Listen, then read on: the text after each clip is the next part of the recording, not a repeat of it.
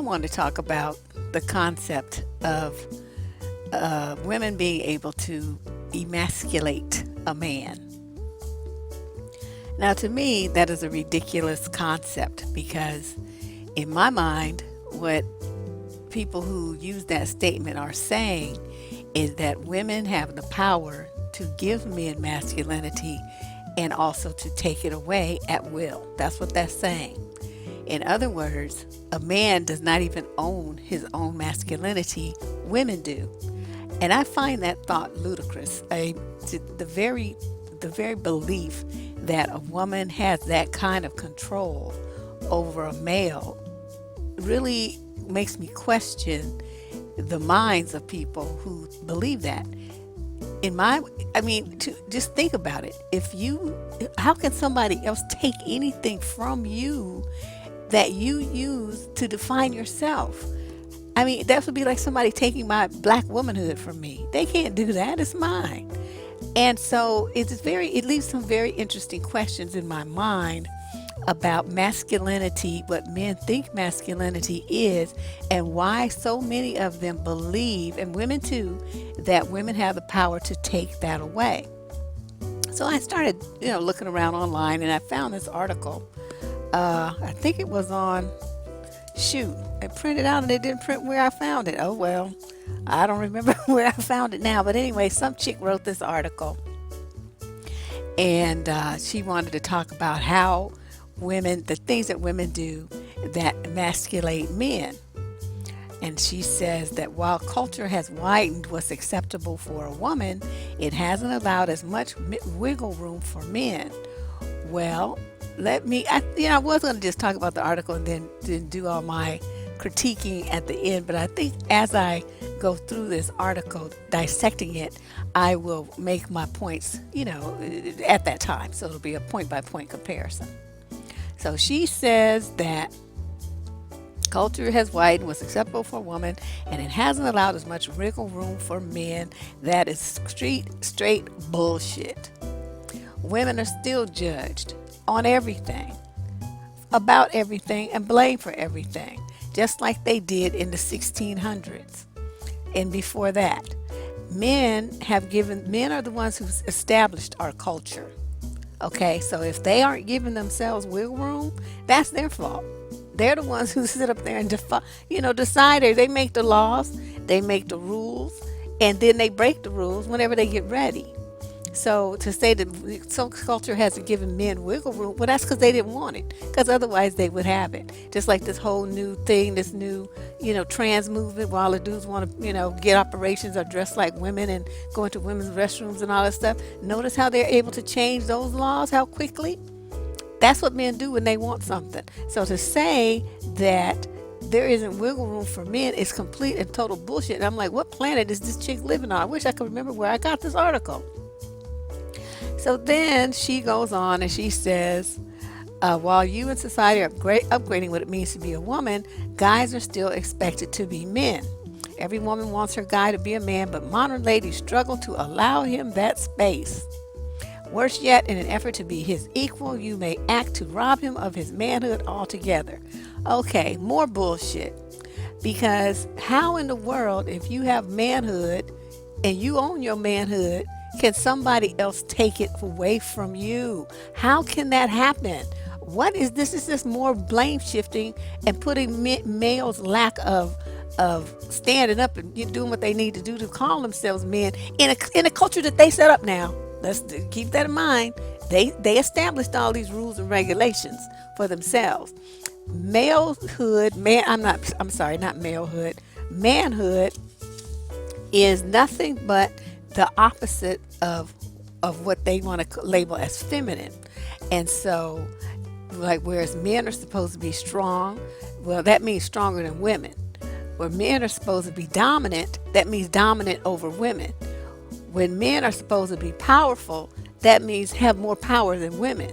When men are supposed to be in control, that means have control over women. And when they call themselves an alpha male, that means not only do they have control over women, they also have it over weaker men. So, men set all this stuff up. And that's the part I think people are not really focusing on. if they have any problem with the way the society is structured, it's their fault. So don't blame us because you don't feel like a man, or you know start struggling to define what your manhood is going to be. That's your fault. So then we move into further parts of the article. Let's go back to this thing here. She says every committed man hates emasculation. Rather than assume you know what you're doing, let's look at these slides as a way to show a man that being a man don't mean squat. So basically, she's saying that that she put together this little slideshow with some words and pictures, and it's basically telling black women how they emasculate men. All right. Belittle, number one, belittle what he does for a living. She says a man is directly tied to what he does for a living. If you don't respect what he does for a living, you need to end it. If you decide to stick around, know that belittling his profession is like laughing at the size of his penis. His feelings will be hurt and he is going to resent you. Okay. What woman gets with a man whose work she does not respect? Let's just start there. Who does that? Nobody. So, I mean, this whole point is ridiculous. If you are a woman who say you're a PhD and you're working in some big time university and you have a guy who is slinging burgers at the local fast food joint, he try to holler. You find out what kind of work he does. Are you going to take him as a relationship with him seriously? No, you're not. You're nowhere near on the same level. There's nothing about that she can respect. He's not educated. He doesn't have ambition. He just doing whatever. And so that's somebody that she just not in her, that he wouldn't even rate. I mean, she couldn't even, he couldn't get the time of day with somebody like that. She's out of his league. And I think in any situation, a woman, that's why you go on dates. And in the early part of the dates, you find out what people do for a living. You also find out people don't even have a job at all. And if they're not doing something that you can see as a respectable career choice, or, maybe he's between jobs and he lets it be known what he used to do and what he's looking for, something like that, then there's nothing to respect and there's no reason to be with the man. So why would she stick around and laugh at his profession? That's just stupid. That shouldn't even have been on the article. And then number 2, she says, make his salary an issue. If there's one thing a man loves to hear from his lady, it's displeasure with how much cash he brings home. So she's being, sarcastic. But she says everyone has their goals when it comes to getting paid, and even if the two of you are sharing a common bankroll, making his current earning potential a spin-off of any conversation is not cool. It's completely ineffective even if you feel like you have a good point. Who gives a shit? Now, the bottom line is if you tie your lack of contribution to the household with your masculinity, the problem here is you. You get off your ass and get a second job then if you need to make more money. I don't give a shit about that kind of stuff, but I am not going to be carrying the load while you half-ass it, and don't do what you're supposed to be doing to get your hustle on. That's just ridiculous. Any man worth anything is going to make sure that he meets his financial obligations for the household that under which he, where he lives, and rests his feet and watches TV and runs up the cable bill and farts and shits in the toilet and everything goes to the refrigerator to get food out of. Okay, that shit costs money, and you better be kicking down some to make it worth everybody's while for you to be there. If you can't do that, then you need to be ridiculed. You need to go live with your mama or in the park or wherever you're gonna be, at the homeless shelter, whatever you're gonna do, and then get your shit together. But somebody's gonna make his salary an issue, especially if he's half stepping. If he's got a kind of job where he's got laid off or something and he's just working some little Mickey Mouse job until he gets back to his normal career, because we had some people had to do that here some years ago. I was a kid, and we had some big downturn in Silicon Valley, and there were engineers that had paper routes for a while because they couldn't get any work. A lot of them had to leave the state.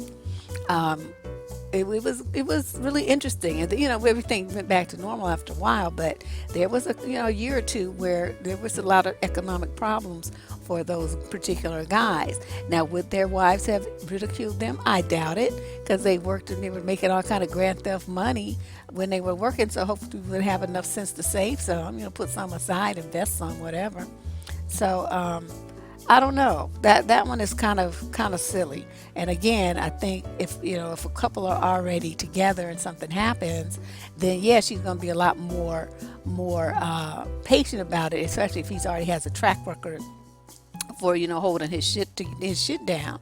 But you just Johnny new on the scene, and you coming in talking about your paper route and your burger flipping or something, and this woman's working a steady 9 to 5 and bringing home 6 figures. Well, you're gonna have a problem, and it's your salary. Would it be an issue? Because again, you overreaching, you out your league. So then she comes to point 3: ask him for help and do it your way. Okay, now she says he's your partner, you're an equal partner, you need to be responsible for his or her own job in order to be successful, and a relationship works the same way. Obviously, entrusting someone to do something, then circumventing their efforts to do it yourself is textbook undermining. And you're undermining his manhood. Now, I'm again failed to see what that has to do with your manhood. That is a personal thing, because she could do the same thing to a woman that she asked for help. Is that undermining her womanhood? Why y'all got to tie your dicks to everything? It's ridiculous. It was her choice. Maybe she did. You gave her suggestion. You was gonna do it, and she didn't like how you was gonna do it. Or maybe the way you started doing the execution, the way you was executing it was bullshit and half-assed. And so she said, you know what? Never mind, because I'm gonna have to redo it anyway. So let me just do it in the first place. That's what I see more often. The guys will say they're gonna do something and then they don't do it, and so the women have to do what they was gonna do and the work he was gonna do too, because he gonna do it later after the game and this and that, blah blah blah, and you need it now. So if you tie that to your manhood, that your woman has chosen not to do something the way that you wanted to do it, well, that's when you just step back and you just let her do it her thing. Why is that? Why you got to tie your manhood up in that? I mean, it would be the same thing at work if you gave your boss a suggestion and they decided to do something else. Would that undermine your manhood? Why is it that you think women owe you more than another man does when they do the exact same behavior? See, again, that's bullshit. All right, so let's go to number 4. She says, yell and fight in public. The only thing worse than a child acting out in public is a woman acting out. Everybody assumes it's the guy's fault. He could run, but then he looked like an idiot. He could be calm and collected, but you probably just get louder or mush him. He could yell back, but then he looks like a bigger jerk. Caught between a rock and a hard place, he might as well just put his balls on a platter. Well, okay, if he's got a woman who's acting out in public, that means either A, she's stupid, or B, he has done something so outrageous that her temper flared and she has to say something and she has to say it right now. So if you're with a stupid woman who likes to cut up in the public, that's your fault. Once again, you should have chose better. You shouldn't have chose some ghetto ass hoochie mama. Okay, so if she want to cut up in public and you already know that's how she is, and you decide to go out in public with her anyway, oh well. Then if you did something stupid, because that's the only time I've ever seen women, get upset, the man does something. He's like flirts with some other woman right in her face, or, he does something that just totally disrespects and infuriates her. And then she starts going off with no regard for where they are. Now, again, that's not tied to your manhood, because your manhood should have made you act right. Your manhood should have directed you on a path that would respect your mate in public and in private. Your manhood should have you, if you are with a stupid woman, that makes you have enough sense not to bring the dumb bitch out in public. Keep her behind closed doors where she can rant and rave to her heart's content, and nobody would have to know that she was yelling at you. Okay, so you have choices here. That is, again, it has nothing to do with manhood and emasculation. Nobody's taking your manhood from you by going off on you when you act a fool on her. Yeah, well, if you feel like it's emasculating, well, then you ask for it. Again, that's your fault. Number 5, micromanage his every move. And And she says, these women be bossing a man around, and the right of every man is to do what the hell he wants. It's bad enough he has to give up that freedom in the name of love. And now you're forcing him to relive that sacrifice with every decision he tries to make. That's just cruel. Who is this bitch? She is stupid as all hell. Number one, when you get in a relationship, everybody bosses everybody around because people, that's just what you do. Well, honey, bring me some water, bring me some juice, bring me a cup of coffee. Okay, isn't that bossing somebody? Ted, you have to make your doctor appointment. Pick your clothes up off the floor. Why are you talking on the phone? We're supposed to be going out to dinner. That doesn't go with that. Take that off. Put on the brown jacket. That's what women do, and men do it too. So I'm really confused about why, she feels like that's micromanaging and bossing somebody around. I haven't seen any marriage where the female doesn't, have to provide, shall we say, supervision to her man, because men just do stupid shit. And so the women have to, kind of guide them and tell them what to do, what the expectations are, what the boundaries are. She calls that being bossed around and emasculating. I don't think that. How to tell a man things that, really he probably should know how to do anyway. Well, maybe that might be like nagging, but that's not emasculating. There's nothing about that is going to have any kind of effect on his manhood. It's just, maybe he could just tell her, just shut up, I know how to do it. Just leave me alone or something like that if she's doing a little bit too much. Okay, then she comes to point 6. Asking another guy to do it better. And she says men are territorial, and that includes the things and jobs he's responsible for. They take pride in rising to the challenge and saving the day, because that's what men do. If the roof needs fixing and he's not a roof fixer, say, any other man will respect the fact that he got up there and got it done anyway. Women don't get that. She's ready to call someone she deems better qualified for the task. And she says maybe there is someone better qualified, but if it's your man's job, it's his responsibility to ask for help. How would you feel if he called his mom, obviously a more qualified woman than you, to supplant your deeds? I wouldn't give a fuck. The more the bitch did to be, the less work for me. What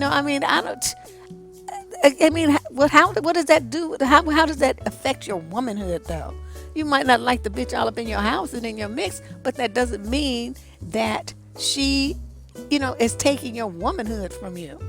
The same thing if your husband doesn't know how to fix a roof, and you're going to go waste money on materials and stuff and have to get the tools and everything to make it happen. Well, by the time you spend all that money, he tries to figure it out and everything.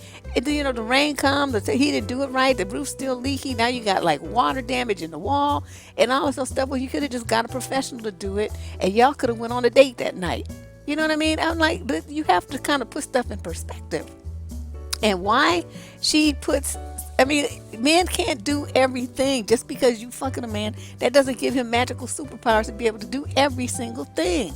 He can't do it. He doesn't know how. He might be really good at something else, but he's not good at that. So why would you put that on him and then have some kind of expectation that he's going to be able to do it just because he's got, a dick and some nuts? This logic here is just so stupid. And that has nothing to do with his manhood. And you calling a plumber when your husband don't know nothing about fixing pipes, well, that only makes sense. Why should you have to, whittle around with no toilet or can't take a shower or something like that while he fools around trying to figure it out? It's inconveniencing everybody in the household. So, as a man, it's supposed to be his job to make sure it gets fixed. Whether he calls somebody, you call somebody, he gives you the credit card to call somebody, he says, I heard that this dude is good, let me give him a holler, whatever. As long as the shit gets done, I don't see what difference it makes. Okay, then we come to point 7, acting like he has no feelings. And she says men can be just as sensitive as women, especially if you push the right buttons. please. They're more sensitive if you ask me. By no means should you have to tiptoe around an issue to voice your feelings or opinion, but likewise, you don't need to go extra hard to share your displeasure around his shortcomings. Sometimes we get too comfortable with our partners and express criticism to them in a way that we would never say them to a stranger or a colleague. Well, that part might be true. And that is, dang, what are these sirens? That is something that happens in personal, like platonic relationships, as well as in romantic relationships. People get comfortable, and not only do they start talking to each other a little bit more roughly and directly, they also start doing things like farting and burping and blowing their nose and all kind of other stuff, and flossing and brushing their teeth and all that stuff too, with in front of the partner. That's just a natural thing in a relationship. But do you have to call them names and all that stuff? No, we don't have to go down that path. That is not necessary. You wouldn't do it to your mother, then don't do it to your man. And the same with the dudes. So you're not gonna be sitting back calling your mother a black bitch and all this old shit. Then don't be doing that to your girlfriends and your wives. That should be common sense.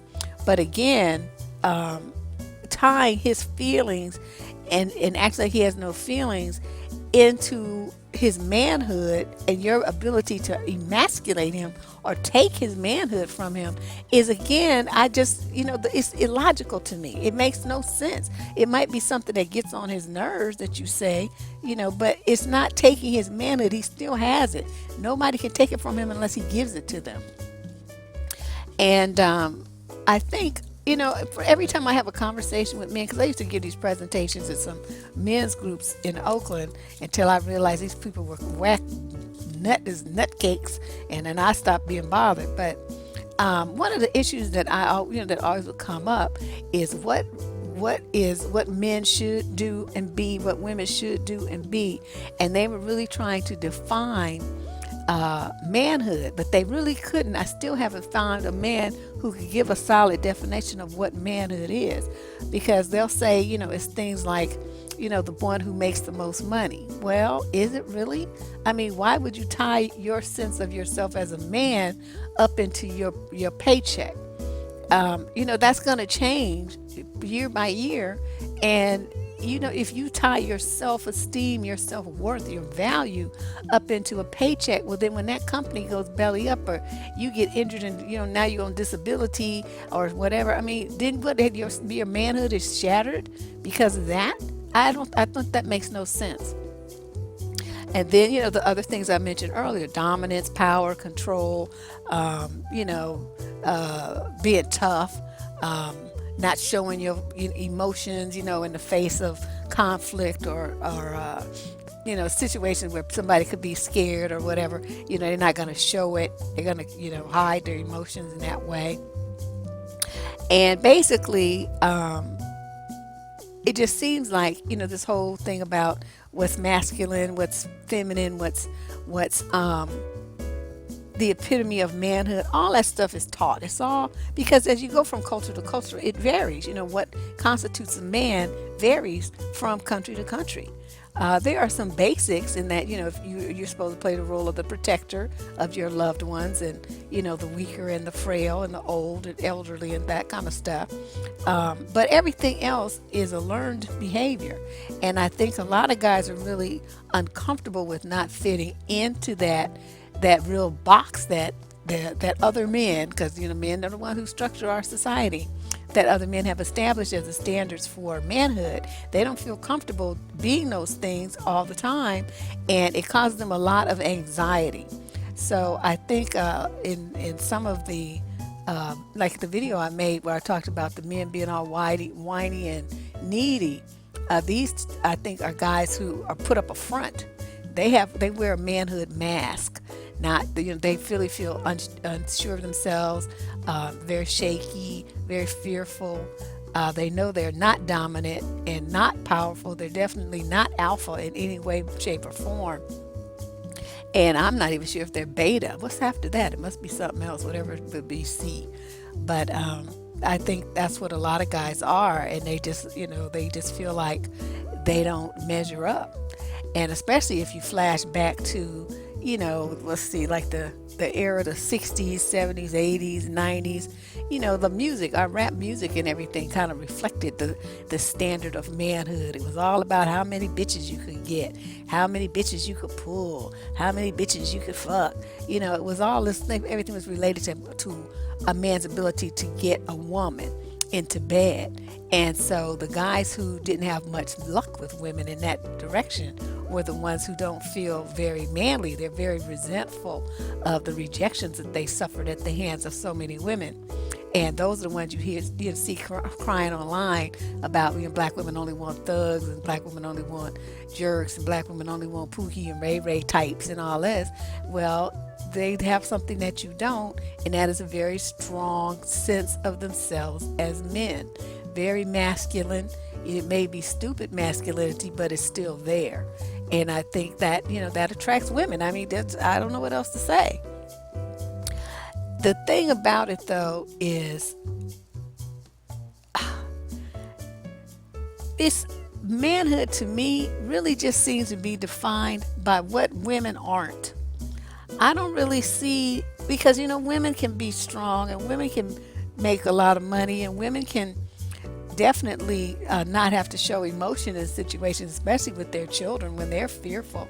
The mothers will keep a straight face. They used to work at a hospital, and them honey, they might go to another room and break down, but they're not going to do it in front of that kid. They keep a stone face. Kid could be bleeding, guts hanging out, whatever. And the mother, try to stay calm. It just calm the child. So if the child would be in pain and screaming, whatever, the mother would get more and more calm. So she would become like the opposite of the child, so that the child could, see that she's calm, and then that would calm the baby down. It was really amazing to see. And, women are very resilient creatures. They tell men are supposed to be the epitome of toughness, and some of them are, but I think when you consider what women have to go through even just for childbirth and every month with menstrual cramps, women are way stronger than men. You see those videos where they made a man have to go through labor pains. They put those electronic things on them and jerk their tummy muscles around with this little machine, and they was crying like little bitches within like 30 seconds. It was ridiculous. And women be in labor for hours. So I don't think it's, when you compare toughness, there's no comparison. Women far tougher than men could ever hope to be. But I think really judging a man, his standard of manhood, and then saying that the woman has the ability to emasculate him by anything she does or says is ludicrous. There's no such thing. There's no such thing. And if you are a woman and you are preaching that shit to younger women, you need to kick your own ass, because that is some bullshit. Don't be blaming them for some old panty wearing motherfucker. It's not no woman's fault that a man feels like he's not a man. That's his fault.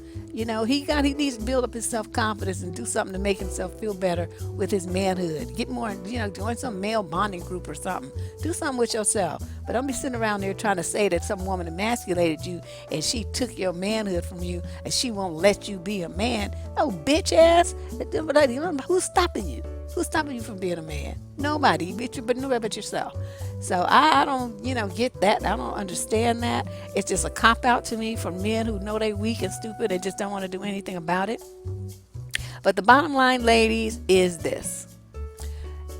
You run that conversation by a man and see what he says. If he believes that you have the power to emasculate him, you in trouble, because that man is going to just wear you out with his neediness for constant reassurance and ego boosting. He's going to constantly be doubting himself, and you're going to constantly have to be shoring him up. I mean, constantly. Everybody needs a little boost and a cheerleader every now and then, don't get me wrong. But if you have somebody who believes that your words and your deeds can take their manhood from them, then you're going to have some real problems, and you better really think about how to handle that, or what you're going to say to that dude, or what you're going to do with that. You have a plan in place, because a lot of these guys feel like if you reject them in any way, they become so infuriated that they want to hurt you. And that's going to be my next video. We're going to talk about men who decide that if they can't have you, nobody will. That's what we're going to talk about next. But judge a man by his actions. You can judge a man by his actions. I keep preaching that. I've done that in over 50 videos. Keep telling y'all, judge him by what he does, not by what he says, and not by the front that he tries to put up. Judge him by what he does. And that's it. Nothing else. All right. My name is Deborah Cooper. You can find more of my writing on survivingdating.com and my other blog, askheartbeat.com. I'll be back tomorrow with another video. Thanks for listening. Bye-bye.